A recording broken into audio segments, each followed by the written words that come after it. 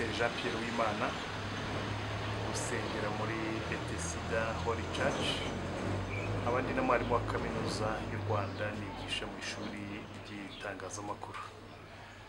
Nagira ngo rero tuganire tuvuge ku buhamya ku by'Imana yakoze, ariko mbere yabyo tubanze dusenge twiragiza Imana kugira ngo ubuhamya abazabwumva bazabukurikira nabo ubwabo uzabafashe. Data mwami ushobora byose nyir'icyubahiro, twongeye kugushima no kuvuga ibyiza byawe. Uri Imana nziza, uri Imana igira neza, dore mwami wadukoreye ibitangaza bigaragaza imbaraga zawe. Turakwinginze abadukurikira bose n'abazadukurikira mu minsi iri imbere, ubuhamya buzabafashe bububake, ari byabo byananiranye bizakoreke Data, kuko imbaraga zawe zikomeye kandi zikora ibitangaza. Icyubahiro gikomeze kibi cyawe kugira ngo ubwami bwawe bwaguke. Mu izina rikomeye rya Yesu Kristo niko dusenze twizeye, amen. Ku birebana rero n'ubu buhamya, buhamya burebana n'ibyiza Imana yadukoreye, burebana n'imbaraga zayo. Burya kenshi dushobora kugira ibyo twibwira, twiringira, twizera, hakaba n'ibyo tuvuga duti ibi ntibishoboka, ariko ku Mana byose birashoboka. Mu magambo rero avunaguye, rindi mu bihe byo gushaka tugeze muri fiançailles, noneho fiancé wanjye aza kumbwira ati inshuti nkunda ishakire undi mu fiancé kuko ngiye ntazabyara. Nabibwiye atyo birantangaza, biranambabaza, kuko fiancé akubwiye ati ntabwo nzabyara, ishakira undi. Mu yandi magambo bakubeze, nuko nza kumubwira ntese urambenze cyangwa atoya ntabwo nzabyara. Antekereza ibibazo yagize akiri umwana w'umukobwa, akiri muto, yinjira mu mihango bwa mbere, yavuye amaraso amara imyaka 7 ava buri munsi, amaraso adahagarara adakama. Noneho wakagira ngo ni ibisanzwe, akumva ko umwana w'umukobwa wese ariko aba ameze, ariko agerageza kujya kwa muganga ntibyagira icyo bitanga. Mu mwaka wa 7 nyirizina nibwo yagiye kwa muganga hano i Kigali kuri Faisal. Noneho abaganga basanga hari umurantanga w'ibumoso wavaga amaraso, ari utuma ayo maraso aza buri munsi. Bati ntabwo bishoboka, igisubizo ni uko umurantanga twawukuramo. Bafata umwanzuro wo kuwukuramo, bawukuyemo baramubwira bati rero nutashyingirwa mu myaka 2 ntabwo uzabyara. Ibaze rero umwana w'umukobwa w'umunyarwanda bamubwiye bati nutashyingirwa mu myaka 2, niba yari kujya ku karubanda akahamagara ati ndashaka umugabo, nabwo ni ikindi kibazo, ni irindi hurizo. Noneho ubwo rero yarasigaranye umurantanga umwe. Hanyuma icyo gihe twebwe turi muri fiançailles, icyo gihe dutegura ibyo kubana, hari hashize imyaka 7. No kuvuga ko yari afite ubukererwe bw'imyaka 5 nyirizina. Ubwo bukererwe rero bukaba bwatumaga wibwira ati ibyo abaganga bamvuze, ubyo bambwiye ni ibi ngibi ntibizashoboka, sinzabyara. Byabimbwira atyo. Amaze kunsobanurira neza uko byagenze, yewe narasetse ndamwenyura, ndamubwira ruva rero humura, ngwino twibanire kuko n'ubundi naragukunze. Ntitutabyara, Imana tuzafata abandi bana tubarere. Imana nitaduha abacu tuzafata abana tubarere. Mu Rwanda dufite imfubyi za jenoside nyinshi. Icyo gihe twari turi mu gihugu cya Cameroon. Nuko ubwo rero dufata gahunda yo gukomeza umushinga wacu w'ubukwe, nuko turawukomeza, turashyingirwa. Tumaze gushyingirwa tujya kwa muganga kongera kureba ikibazo cy'umirantanga uko imeze. Noneho dusanga wa murantanga nyine birumvikana ibumoso nta urimo, ariko n'uburyo dusanga urarwaye. Ubundi umugore muzi ko agira imirantanga 2, ari yituma ashobora kubyara, iyo adafite imirantanga ntashobora kubyara. Dusanga uwa kabiri nawo urarwaye cyane, tugira umuganga duti gerageza ushaka umuti wo kuvura, umuti aho uva hose turawishyura. Aratubwira ati muri iki gihugu cya Cameroon umuti ntawuhari, ndetse ni Burayi cyangwa se muri Amerika ntabwo umuti ushobora kuboneka. Igisubizo ni kimwe, nuko umurantanga nawo tuwukuramo. Icyo gihe nta kibazo ubuzima bwe rero bumeze neza ariko tutawukuramo uwo muriro ntabwo uzanduza izindi nyama zo mu nda azapfa vuba nuko muganga ndamureba numva ni nko kunkubita inkota mbwiye atyo nuko ndamubwira ni muganga niba udashoboye kumuvura reka turajya gushaka umuganga umuvura ukomeye kukurusha bimubwira mu gifaransa si vous êtes médecin incompétent on va chercher médecin compétent ariko mu by'ukuri nta wundi muganga twavugaga uretse Yesu kuko uwo muganga mu buryo bw'abantu mu buryo bw'imivurire mu buryo bwo kuba yarize amashuri ahambaye no muri urwo rwego yari mu bahanga ba mbere rwose muri icyo gihugu cya Cameroun ndetse no ku isi yose navuga ku ibyo yatubwira gukurikije ubumenyi ukurikije siyanse byari ukuri ariko rero jewe narimaze kumenya Yesu narimaze kumenya imbaraga ze narimaze kumenya imikorere ye narimaze kumenya ko ari umugabo ukomeye cyane narimaze kumenya ko nta kimunanira ndamubwira nti turajya gushaka undi muganga ukomeye uwo muganga ni Yesu yavugaga nuko umushaka rero nta kundi twagiye mu masengesho dufata igihe turasenga rwose tutisengeshije noneho n'umupasiteri wacu mukuru icyo gihe twari kumwe muri Cameroun aratubwira ati Imana yambwiye ko yanyeretse ku mwana wanyu wa mbere azabura umukobwa tutubwira Imana bivuze n'isezerano kandi Imana yubahiriza amasezerano ubwo n'ibindi izabikora ariko ibyo ngibyo mbabwira ibyo nkubwira wowe nkurikiye no kwizera guhabanye n'ibyo dukora muri siyanse bihabanye n'ibyo twigisha muri siyanse bihabanye n'ubwenge bw'umuntu ibyo umuntu yatekereza ibyo umuntu abamo cyangwa uko abaho ibi ngibi bishobokera uwizera nk'uko ijambo ry'Imana ritubwira ngo kuwizera byose birashoboka aha rero nicyo natwe twagiyemo ariko kandi kwizera ni ikintu gikomeye ni ikintu gihambaye ndetse tugereranije n'imibereho yacu ya buri munsi hano ku isi tugereranije n'uko tubyumva tubibona kwizera twabyita nko gusara nafashe urugero rworoshye muri icyo gihe mvuga nti tugiye gusenga dushake umwami Yesu dushaka Imana izaduha umwana nafashe mu bitekerezo nafashe urugero rworoshye kandi nsanga rufatika iyo usomye Bibiliya ijambo ry'Imana tubwira ko Imana yaremye umuntu muremare rero ntabwo twari duhari ariko iyo twizeye ko yamuremye nabyo ni ukwizera iyo dufashe urugero rwo ku isi hano umukanishi akora imodoka ikajya mu muhanda ikagenda yipfuye abakoze imodoka bashobora gucura ikindi cyuma bagasimbura icyuma cyapfuye imodoka ikongera ikagenda cyangwa se kagira n'ukundi bayikora bagasimbura imodoka ikagenda ibyo rero niba koko uwo muntu wakoze iyo modoka ashobora gukora ibyo ndatekereza ntese n'Imana niba rero yaremye umuntu mu by'ukuri kuko murema ntitwari duhari ariko turizeye ko rero yamuremye niba tubyizeye kuki urugingo rwakwangirika itakucura urundi ngo iyo niyo pièce de rechange nk'uko uwakoze imodoka bigenza ibyo nabyo ni ugutekereza ni logique ikomeye ni ibintu bisaba ko umuntu abishyiraho umutima ariko mbitekereza ariko ndavuga nti ndizeye ko Imana yaremye umuntu no ku urugingo rwangiritse Imana yarusimbura nabyo ndabyizeye nabyo izabikora ubu rero tugendera muri iyo logique no gusenga kandi Imana yari yamaze kubwira umukozi wayo ko izaduha umwana wacu wa mbere w'imfura ari umukobwa ibyo tubigendera turavuga duti ibintu Imana izabikora kuko Imana ntibeshye kandi ubwo ntiyibeshye dufata igihe cyo gusenga tumara umwaka wa mbere gusenga ntacyakoretse tumara umwaka wa kabiri ntacyakoretse umwaka wa gatatu ntacyakoretse ariko kenshi twajyaga kwa muganga hagati aho ngaho tugasubira tukajya muri controle kureba hagasohoka raporo zitandukanye nyinshi cyane raporo z'abaganga zinyuranye aho zimwe zavugaga ngo intaga zanjye ni ibihugwe intaga zanjye ntabwo zikomeye ntizishobora kubyara izindi raporo zasohokaga zivuga ibintu bitandukanye izo raporo zose zaza umushumba agatubwira ati hoya izi ntabwo ari raporo dutegereje raporo zivuye ku Mana ndetse izo raporo tukazica nuko ku mwaka wa gatatu umwana wapi ariko ku mwaka wa gatatu nyirizina urangira raporo yindi ya muganga isohoka yanditseho ngo isohoka yanditseho ngo over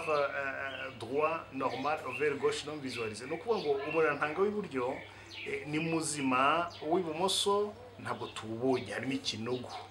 Uwo muzima rero yavuze ni wa wundi wari urwaye tukabura imiti, kuko rero tubiye ko uwo muti ntawubaho, noneho ubwo masengesho wa murantanga urakira. Ubwo usuba raporo isohoka yanditseho ko umurantanga w'iburyo ari muzima, w'ibumoso utagaragara kuko utarurimo. Turavuga duti Imana itangiye kubikora. Urumva ni intambwe ibitewe mu buryo bwo kwizera, mu buryo bw'amasengesho, dutubwa Imana itangiye kubikora, buriya n'ibisigaye izabikora. Dukomeza kujya mu masengesho, dukomeza gutakira Imana, dukomeza kuyiririra tuyisenga, ndetse abakozi b'Imana benshi bakomeza kudufasha amasengesho basenga. Ari aho twari turi muri Kameruni, ba hano mu Rwanda nabo bakomeza kudusengera, barimo n'umushumba Rugamba nawe yaradusengeye adusabira umwana. Nuko uwo mushumba wacu mukuru w'icyo gihe Apotre Ibe akomeza kutubwira ati mukomere nimuhumure, Imana hari ikizakora. Muri ibyo bihe rero uwo mushumba wacu yaje gushyiraho icyo bise ishuri ryo kwizera, École de la foi. Akajya yigisha abantu kwizera, akabigisha ko Imana ikora ibitangaza, akabigisha ko byose bishoboka. Madamu wanjye ajya kubyiga, akaba ari akafata ubuhamya butandukanye akabwakira. Burya no mu bintu by'Imana icyo wakiriye nicyo kikubaho. Mu by'Imana iyo wizeye, uko wizeye n'icyo Imana igukorera, uko wizeye niko Imana igukorera ibitangaza. Iyo utizeye ntabwo bishobora kukubaho, kuko icyo dukurikiza ni ijambo ry'Imana, niryo tugenderaho. Nuko umwaka wa gatatu nari maze kubabwira ko umwaka wa gatatu ushira nibwo batubwiye ko ya overi yakize. Dukomeza gusenga twizeye, murabyumva baragaka tugarutsemo turasenga ku buryo budasanzwe, ariko sinavuga nyabusa ko ari ugusenga kwacu kwaduhaye abana nyuma, ahubwo ni imbabazi z'Uwiteka, kuko amasengesho n'amasengesho, imbaraga zacu mu masengesho sinavuga ko ari uko ari nyinshi, ahubwo ni imbabazi z'Imana. Umwaka wa kane uratambutse, umwaka wa gatanu uratambutse, ubu nta mwana dufite, turi kubaho nk'abaseribateri. Noneho muri iyo minsi y'amasengesho umudamu wanjye afata urupapuro yandikaho ingingo zo gusengera, iya mbere ingingo umwana w'umukobwa, iya kabiri umwana w'inzobe, iya gatatu umwana udapfa kurekereka ashonje, iya kane, agira utugingo 15. Uko ako gapapuro akomeka ku rukuta iruhande rw'igitanda, uko agiye gusenga ati Imana dore bya bindi nkeneye. Uriya no mu gusenga icy'ingenzi jya wereka Imana icyo ukeneye, ntukavuge ngo Mana apfa kunkorera n'ibi ngibi, nunkorera n'ibi nzishima. Oya, gibwira uti Imana icyo nkeneye ngiki. Umwana w'umukobwa w'inzobe kubisaba atyo agashyiraho presidio ati w'inzobe, nuko kunda inzobe. Iyo usenga ubwira Imana icyo ukunda, uyibwira icyo ushaka. Nuko umwaka wa kane nkuko navugaga uratambutse, umwaka wa gatanu uratambutse, nta mwana dufite. Umwaka wa gatandatu nta mwana dufite, tukiba nk'abaseribateri tugisenga dushaka Imana, dusaba ko Imana iduha umwana, iduha abana. Ariko nyirizina uko umufasha wanjye kera yajya agasengera umugabo, agasenga ati Imana nkeneye umugabo wakijwe, nkeneye umugabo ugukunda, nkeneye umugabo tuzubakana, umugabo mwiza. Icyo gihe uko yasengaga niko Imana yamuhaga isezerano ngo nzaguha abana, nzaguha abana. Uko asenze icyo ngarutse inyuma gato, aho n'imbere yuko tubana akiri umukobwa agasengera umugabo, Imana ikamubwira iti nzaguha abana. Nawe akavuga ati ibyo byose ni Imana inyemereye ko izampa abana, ntabwo ari abana bo mu buraya, ibyo ari byo byose izaba yampaye n'umugabo. Aha rero iyo usenga hari igihe usengera ikintu kimwe, Imana ikaguha isezerano ry'ikindi, icyo nacyo jya ucyakira kuko Imana ifite inzira izabinyuzamo. Nuko ku mwaka wa gatandatu niho nari ngeze, nta mwana twari dufite, ariko kuri uwo mwaka wa gatandatu nababwiye ko twajyaga kwa muganga kenshi kugira ngo turebe niba nta cyahindutse. Kuri uwo mwaka wa gatandatu madamu agiye kwa muganga raporo isohoka yanditseho ngo deux ovaires normaux, kuvuga ngo imirantanga yombi ni mizima. Hano niho noneho ibintu byakomereye, niho natwe twibajije dutekereza Imana biratuyobera, nanjye ubwanjye mbyibazaho ndavuga nti ibintu bimeze gute, uko natitirizaga Imana, uko twatitirizaga Imana dusenga, burya hari Imana hari igikora igitangaza nawe kikakurenga ukayoberwa ibyo ari byo ntubyumve. Imirantanga n'imizima bije bite kandi undi wari waravuyemo hashize imyaka myinshi cyane, ubwo yari 7 uteranijeho n'igitandatu twari tumaze tubana ubona imyaka 13 nta murantanga urimo, none ngo ni mizima yombi. Aha rero mu by'ukuri ntabeshye, mvugishije ukuri twaracanganyukiwe biratuyobera pe. Noneho kwa gusenga twizeye ntabwo twataye ikiza, ariko twavuze turi ko ibintu se birashoboka. Noneho ndi mwarimu wa kaminuza, ntabwo bishoboka. Icyo gihe nigishaga muri kaminuza zo muri Kameruni, ndavuga nti reka tumujyane kundi muganga asuzuma arebe kugira ngo tumenye neza iby'ukuri ibyo ari byo, kuko uyu muganga utubwiye ko imirantanga yombi ari mizima ntabwo tubyizeye, reka tujye kundi muganga duhinyuze. Tujya kundi muganga, ndamubwira nti muganga rero dukorere ikizamini usuzuma turebere imirantanga y'umufasha wanjye uko imeze. Arasuzuma asona ko avuga ati ndabona imirantanga yombi ari mizima, sinzi impamvu mwaje hano. Aha rero niho twamuhereye bwa buhamya. Noneho mfata raporo zose uko zagakozwe uko ari 5, iya mbere hano ku Kigali kuri wa Faisal bandika bavuga ko umurantanga bawukuyemo, iya kabiri ivuga ko umurantanga wa kabiri urwaye, iya gatatu ivuga ko umurantanga wa gatatu wakize ariko handi harimo ikinogo. Raporo ya kane itubwira ngo imirantanga yombi ni mizima, niyo ya gatanu uwo muganga mushya yaramaze kwikorera ivuga ko imirantanga yose irimo. Ndamubwira nti muganga rero njyewe ndi mwarimu wa kaminuza, ntabwo ibi ngibi mbyumva, ntabwo namenye uko mbigeranye na siyanse, sinamenye icyo zigisha n'icyo ntazigisha. Ngaho mbwira tugiye muri siyanse, mbwira nsobanurira ngaho nyigiriza raporo mbwire uko byumva nawe. Muganga arazisuzuma aravuga ati izi raporo ndazibona ndazemera kuko zakozwe n'abaganga bagenzi banjye, ariko mu by'ukuri mu buryo bw'ubumenyi, mu buryo bwa siyanse ntabwo bibaho, Imana yonyine ishobora kubikora. Ndasega ndavuga nti muganga burya namwe mwiringira Imana, ngwino tujye gusenga niba nawe ubona ko bibarenze n'iby'Imana. Aha rero ubwo imirantanga ibiri tuba twakiriye ku isezerano riri kugenda risohora, tuba tugeze mu rundi rwego, twumva ko Imana ikora ibitangaza, noneho tubyiboneye n'amaso yacu. Noneho mu mezi yakurikiyeho umufasha wanjye arasama, nyuma y'amezi 9 arabyara. Tubyara umwana w'umukobwa, umwana w'inzobe nk'uko twabisabye. Burya Imana yumva amasezerano. Uwo mwana yitwa Shekina iriho Victoire, akaba amaze kuba inkumi, amaze kugira imyaka 11.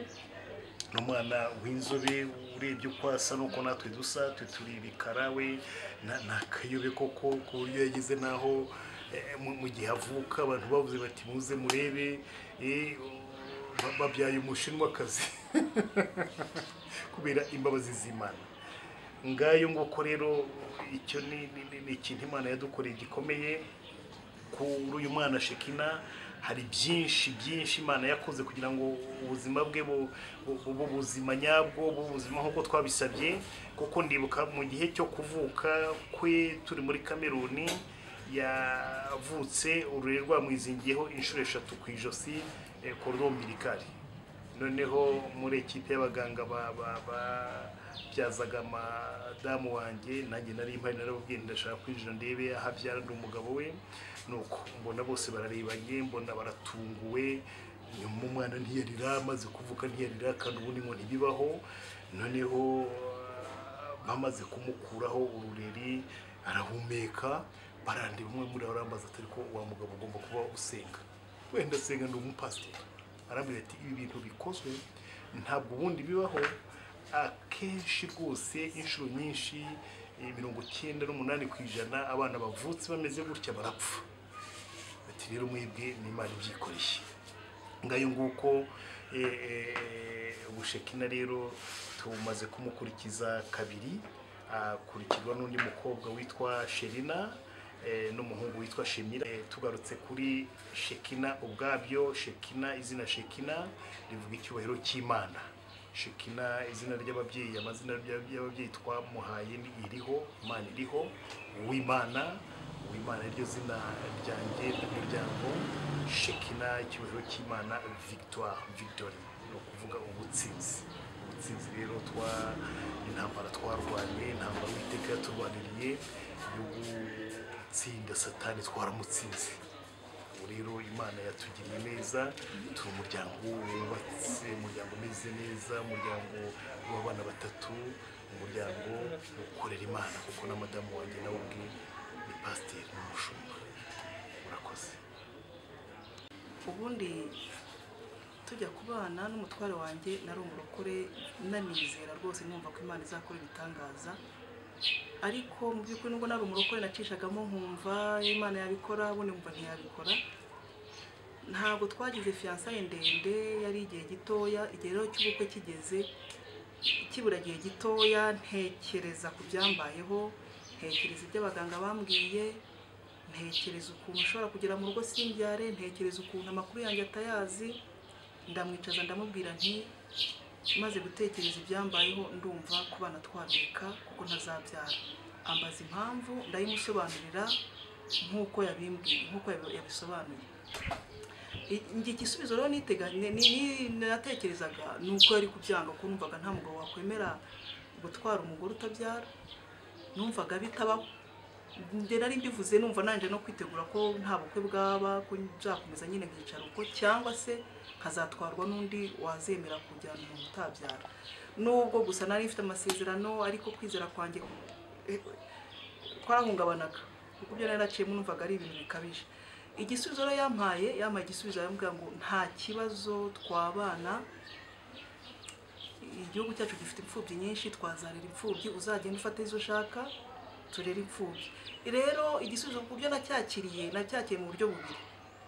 Nabanje kumva binshimishije ko nanjye nyine mbonye umuntu nkunze uko ndi, akundi ruhande nkavuga se none nazabyara umugabo akanga abana, uko ko umuntu akunda abana, umuntu wemeye kujyana umutazabyara ese koko akunda abana. Nyuma rero naje kubona ko ari urukundo rwabiteye, kandi Imana itugirira neza ko tuza kubona urubyaro. Umugabo amaze kunjyana, nahise numva yazamwe nko kwizera kwanjye. Akijwe ndi umukobwa, isezerano rya mbere nahawe ndi umukobwa nuko Imana izampa urubyaro. Imana igeze imbwira iby'umugabo, ariko Imana ahoraga imbwira iby'urubyaro, kwa ko yari izi ko nzabigiraho ikibazo. Umugabo amaze kunyemera, yumvisha azamuye kwizera muri njye, ndavuga ariko n'ubusanzwe Imana nabivuze, nta kabuza kubyara buranzabyara. Nicyo rero cyatumye cyansunikiye kuvuga ngo reka nandike uko umwana mushaka.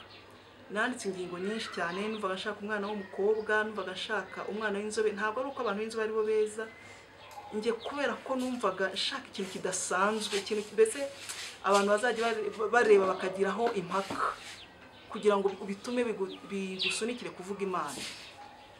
Kuko no mubona byarimo n'uw'igikara, kandi nawe ni mwiza. Ndandika ronsa umwana w'umukobwa ko Imana yarabivuze, w'inzobe, uzatuma abantu bavuga ati Imana nidutanga ubuhamya mbese bajya babona koko ko Imana ishobora byose, kandi ko yumva gusenga kw'abantu. Nandika, ntabwo nakundaga umwana utarira, Imana irarikorera cyane ngira abana batajya barira ari impinja. Nandika byinshi mu bacyari bato, izindi ngingo nanditse nzagenda nzireba ko Imana zinsubije uko bagenda bakora.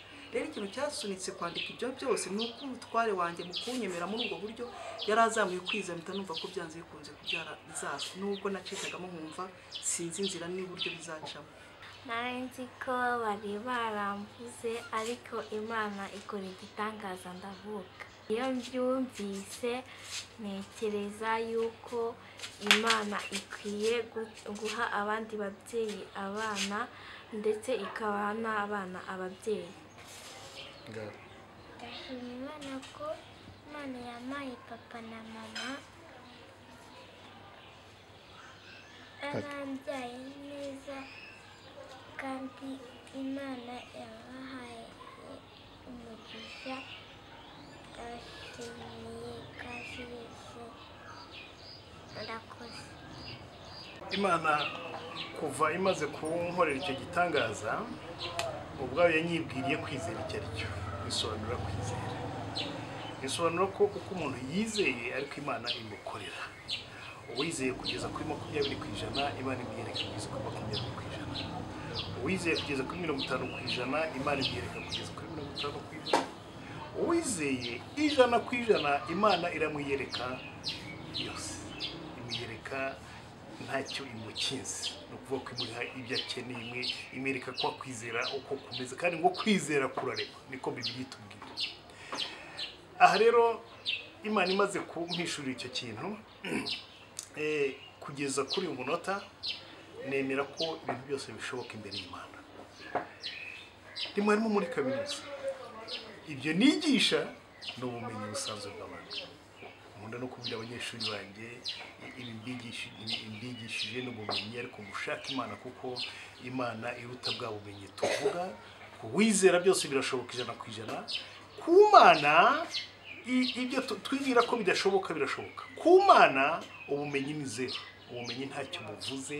Icy'ingenzi ni ubushake bw'Imana n'urukundo rwayo. Aha rero kwizera ni ikintu gikomeye. Mu nyigisho nkunda kwigisha mu rusengero, mu nyigisho nkunda kwigisha ku bantu bafite ibibazo, babuze urubyaro, babuze urushako, ababuze ibi n'ibi, abarwayi, icyo mbasaba cya mbere, icyo mbigisha cya mbere ni ukwizera. Kwizera urebye ugeranije n'ubuzima tubamo ni ikintu, ni nko gusara ukavuga uti ibi ngibi bibaho uko bimeze, nzi neza ko hari ikindi kiri imbere Imana ishobora gukora.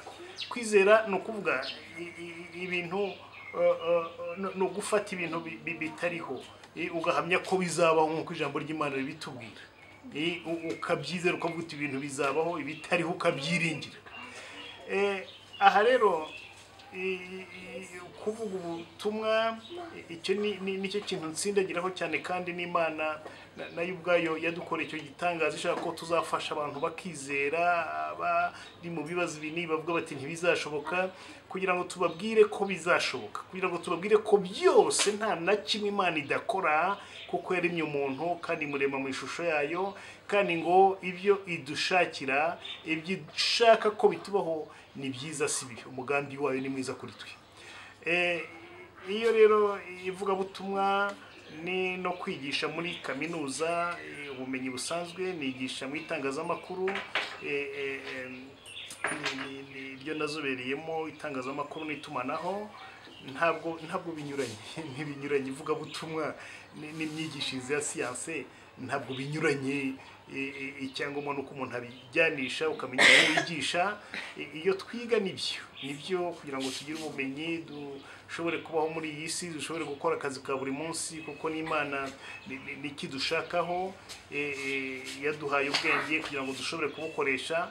Ariko ku rundi ruhande ikidushakaho kindi cya mbere ni kuyishakana umwete, gushaka Imana, gukiranuka.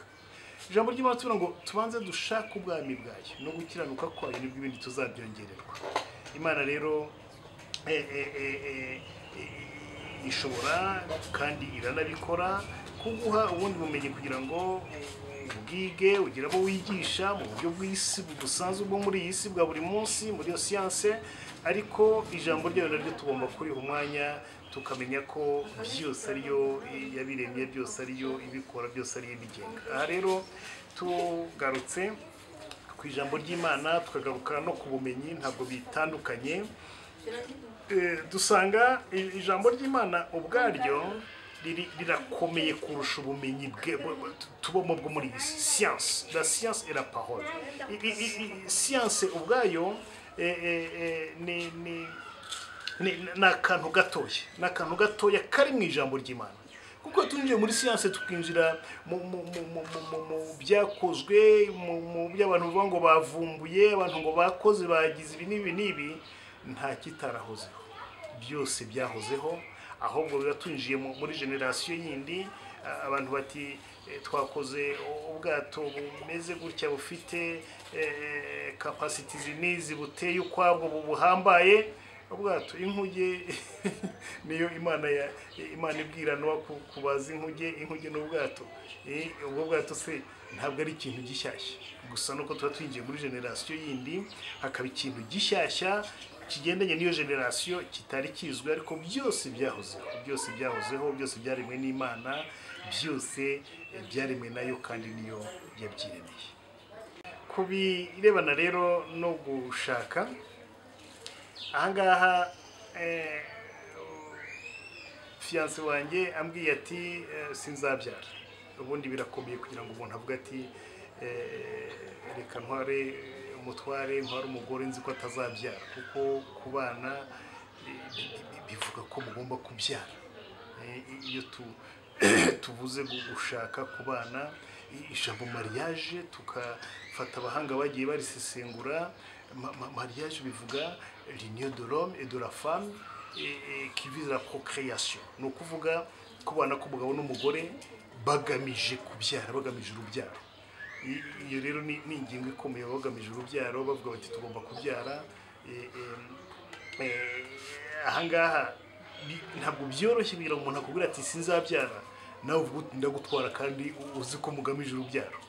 Aha ni urukundo rw'abantu, ariko cyane nashimangira ko ari urukundo rwavuye ku Mana.